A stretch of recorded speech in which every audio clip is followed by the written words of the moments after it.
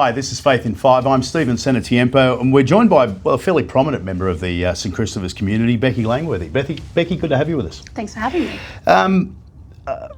We'll talk about your vocation within the church, which is actually fairly extensive in a moment, but I want to get an idea, a sense of what faith means to you.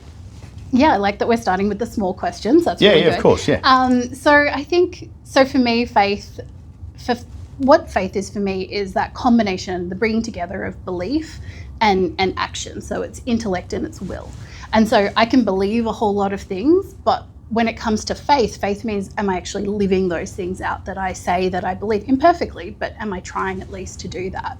And so for me, at the heart of faith is two things. One is trust and the other is relationship. Because when we talk about belief, it's like I can know so much, but there's a step that I have to take in trust. And then I'm living my life in accordance with that intellectual step that I've taken to believe in something. So for me, faith is very much, it's an intellectual endeavour. Like the intellectual side of the church is actually really important to me, and sort of being able to understand the mysteries of God in as much as human beings can, but also that the life I live and how I'm in the world, the prayer life I have, the way I'm connecting to God actually speaks to the world about what I say I believe.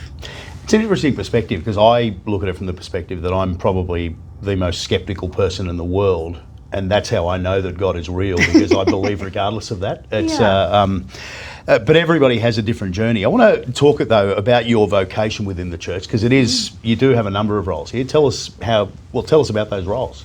Sure. So I was actually educated by Josephite sisters, and I think the thing they instilled in all of us was never see a need and don't do something about it. Yeah. And so I joined the Cathedral Parish 8 years ago now. And at the time, I was really fortunate to have to meet some people pretty early on who were really encouraging, really welcoming, who really took me under their wing and sort of perhaps suggested that getting involved in a few things could be good, and that perhaps I had some skills or abilities that would be useful.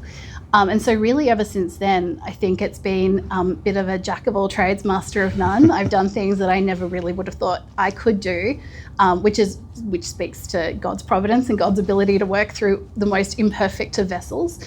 But for me, that's being involved in the PPC. It was being involved in the 50th anniversary celebrations, reading at masses. The biggest thing, probably the most important thing, has been coordinating RCIA for the past 6 years, and sort of having the really great privilege of journeying with people as they enter into the church. And I've got to thank you for the reading, because my first roster, you actually helped me through that, so thank you very much for that. I want to talk about RCIA, so the rite of initiation for Christian adults.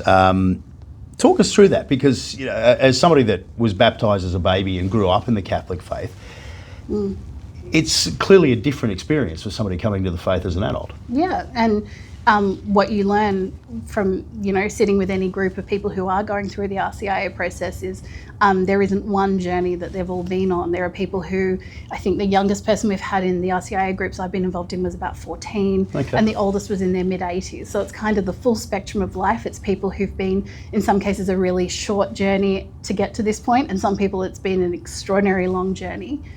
I think in that, the thing that has always struck me, and I think has really strengthened my faith, has been seeing how completely perfectly God has worked in the lives and hearts of each of these people.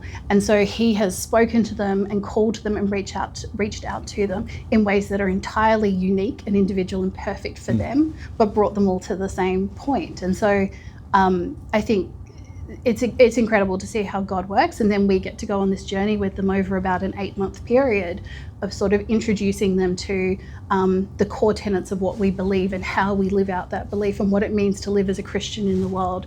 And then we reach the spectacle, the wonder of Easter Vigil, where they enter into the church, and that's a moment of so much joy and relief and gratitude, and just to be part of that is incredible.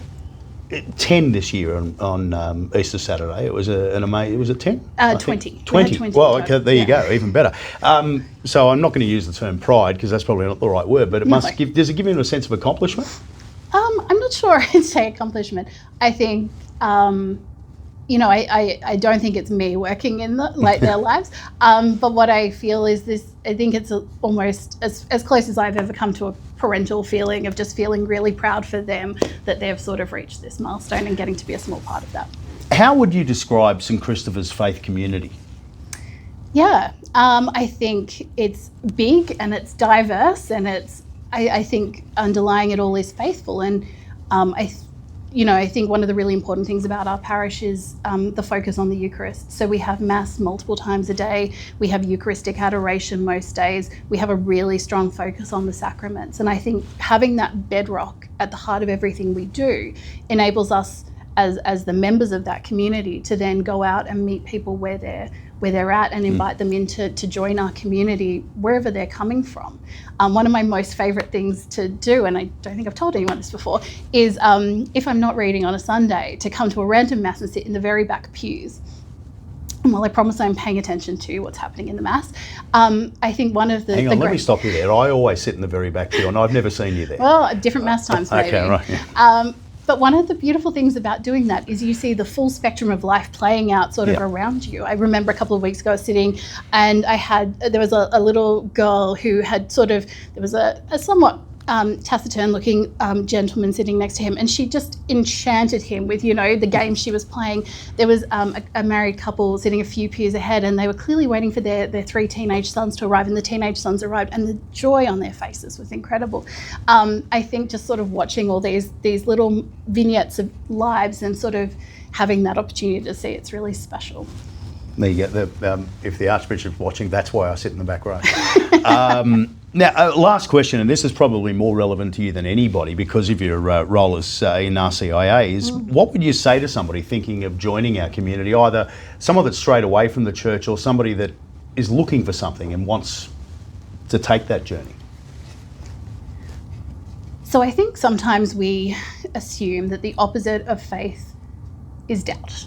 But I actually think the opposite of faith is certainty.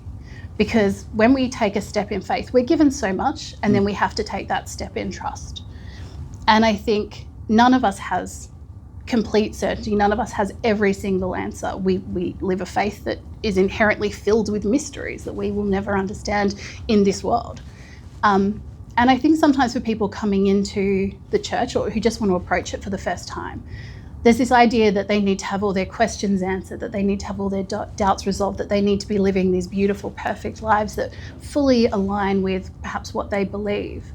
And if that was the only people who filled the pews, then I think our churches would be kind of empty, because all of us are searching, all of us are looking for answers to questions, all of us are handing our lives over to God to help us overcome the things that challenge us or that cause us difficulty or stress. All of us are on that journey, because that's the journey, the spiritual journey of life. And so what I would say to people, just come completely as you are. Come with your questions, come with your doubts, come with your inconsistencies, your hypocrisies, come with the things that you're trying to overcome, your challenges, come with the things that are brilliant and beautiful and bright about you. But bring an open heart and just come and join us. And I know that the Lord will do great things with your heart if you trust him.